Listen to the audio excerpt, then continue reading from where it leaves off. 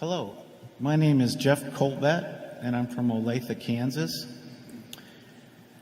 I got started in investing in 1999, right before the big tech bubble. And unfortunately, I learned buy and hold and don't fret about market price fluctuations before I learned the importance of valuing a business and applying a margin of safety. So, as Charlie said, I got my feet wet with huge failure right away.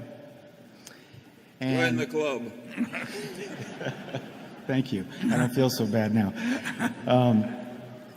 So that leads to my question. It seems like to me, I've read all the Berkshire reports and all the reading I can do about you two, and I thank you for these wonderful meetings. But it seems like it boils down to some simple things: valuing a business and applying a margin of safety. So my question is, what do you recommend for an approach to getting better and better at valuing companies? No, it's a very, very good question. And in my own case, I started out without knowing anything about valuing companies. And then Graham taught me a way to value a certain type of company that would prove successful, except the universe of those companies dried up. But nevertheless, it was almost a guarantee against failure, but it was not a guarantee that these things would continue to be available. Charlie taught me a lot about the value of a durable competitive advantage and a really first-class business. But over time, I've learned more about various types of businesses, but you'd be amazed how many businesses I don't feel that I understand well. The biggest thing is not how big your circle of competence is, but knowing where the perimeter is. You don't have to be an expert on 90% of the businesses, or 80%, or 70, or 50, but you do have to know something about the ones that you actually put your money into. And if that's a very small part of the universe, that still is not a killer. And I think if you think about what you would pay for a McDonald's stand, what you think you would pay for, think about the businesses in your own hometown of Olathe. Which would you like to buy into? Which do you think you could understand their economics? Which do you think will be around 10 or 20 years from now? Which do you think it would be very tough to compete with? Just keep asking yourself questions about businesses. Talk with other people about them. You will extend your knowledge over time. And always remember that margin of safety. And I think you basically have the right attitude, because you recognize your limitations, and that's enormously important in this business. You will find things to do. 6 or 7 years ago, maybe not that long, 6 or 7 years ago, when I was looking at Korean stocks, for example, I never had any idea that Korean stocks would be something that I would be buying. But I looked over there, and I could see that there were a number of businesses that met the margin of safety test. And there I diversified, because I didn't know that much about any specific one. But I knew that a package of 20 was going to work out very well, even if a crook might run one of them and a couple might run into competition I didn't anticipate, because they were so cheap. And that was sort of the old Graham approach. You will find opportunities from time to time, and the beauty of it is you don't have to find very many of them. Charlie? Well, obviously, if you want to get good at something which is competitive, you have to think about it a lot and learn a lot and practice doing it a lot. And the way the world is constructed in this field, you have to keep learning, because the world keeps changing and your competitors keep learning. So you just have to get up each morning and try and go to bed that night a little wiser than you were when you got up. And if you keep doing that for a long time and accumulate some experience, good and bad, as you try and master what you're trying to do, people who do that almost never fail utterly. They may have a bad period when luck goes against them or something, but very few people have ever failed with that. If you have the right temperament, you may rise slowly, but you're sure to rise. Charlie, did you take any business courses in school? None. I took accounting.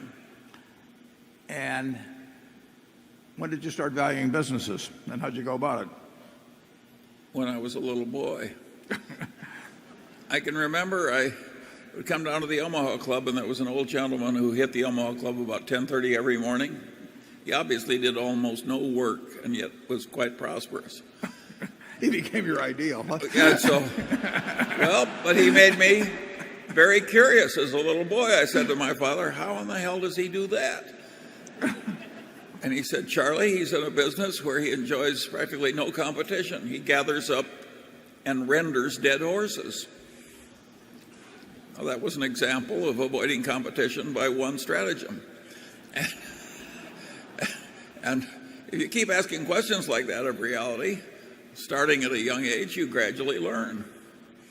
And Warren, you were doing the same thing. Well, yeah, thankfully he went beyond his original insight there. But I noticed, it's rather interesting,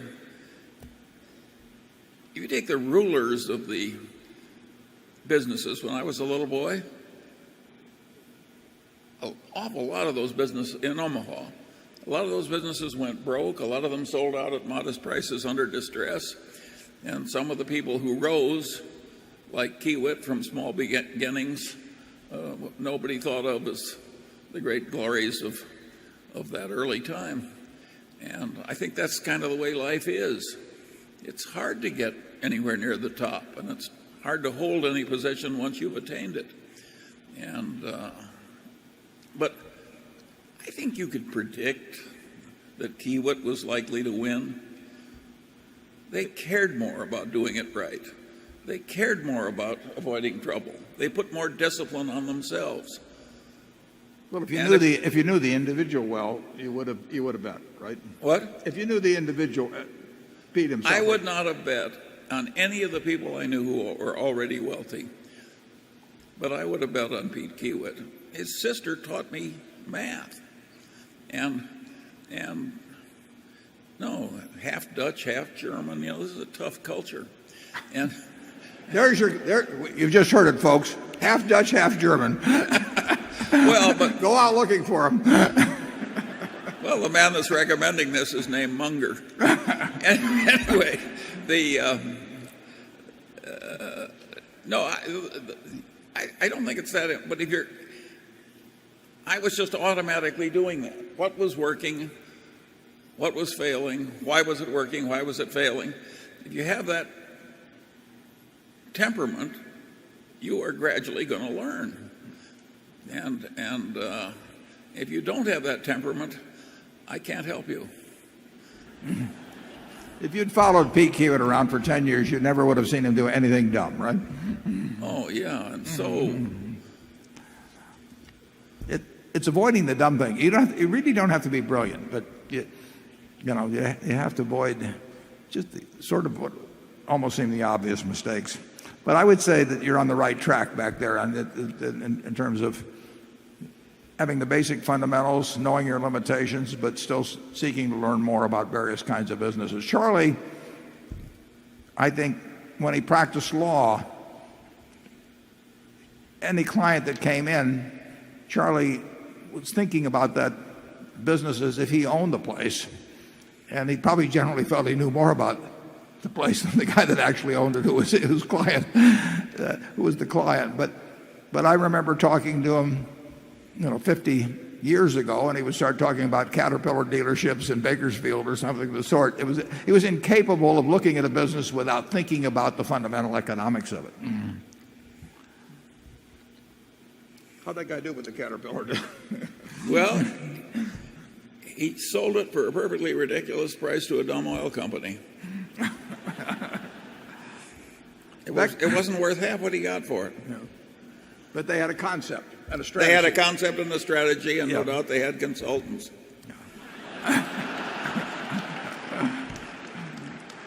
Becky? This question comes from Carson Mitchell in Aberdeen, South Dakota, who asks both of you, what business has had the best return on capital for Berkshire, and what business of any on earth has had the best return on capital? And he adds, P.S., I would have come by rail, but there are no seats in the grain rail cars. There's two ways of looking at it. If you talk about the capital necessary to run the business as opposed to what we might have paid for the business. I mean, if we buy a wonderful business, you could run the Coca-Cola company, assuming you had the bottling system separate. You could run it with no capital. Now, if you buy it for $100 billion, I mean, you can look at that as your capital, or you can look at the basic capital. When we look at what's a good business, we're defining it in terms of the capital actually needed in the business. Whether it's a good investment for us depends on how much we pay for that in the end. There are a number of businesses that operate on negative capital. Carol's with Fortune magazine. You know, any of the great magazines and operate with negative capital. I mean, the subscribers pay in advance. There are no fixed assets to speak of, and the receivables are not that much. The inventory is nothing.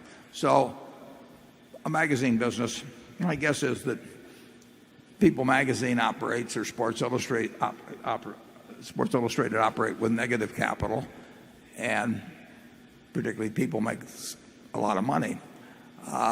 So there are certain businesses. Well, we had a company called Blue Chip Stamps that where we got the float ahead of time and operated with really substantial negative capital. But there are a lot of great businesses that need very, very little capital. Apple doesn't need that much capital. The best ones, of course, are the ones that get very large while needing no capital. See's is a wonderful business, needs very little capital, but we can't get people eating 10 pounds of boxed chocolates every day. Except here. We want to. Generally, the great consumer businesses need relatively little capital. The businesses where people pay you in advance, you know, magazine subscriptions being a case, insurance being a case, you know, you're using your customers' capital, and we like those kind of businesses, but of course so does the rest of the world, so they can become very competitive in buying them. We have a business, for example, that's run wonderfully by Kathy Barron-Tamraz, called Business Wire. Business Wire does not require a lot of capital. It has receivables and everything, but it is a service-type business. And many of the service-type businesses and consumer-type businesses require little capital. And when they get to be successful, you know, they can really be something. Charlie? I've got nothing to add, but at any rate, the formula never changes. If you could own one business in the world, what would it be, Charlie?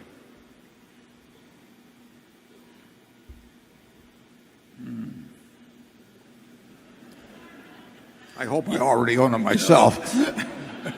You know, you and I got in trouble by addressing such a subject many decades That's ago. right. And I don't think I'll come back to it. Okay. Number 13. You know, if you name some business that has incredible pricing power, you're talking about a business that's a monopoly or a near monopoly. Sure. And I don't think it's very smart for us to sit up here naming as our most admired business as something that other people regard as a monopoly. Okay. We'll move right along.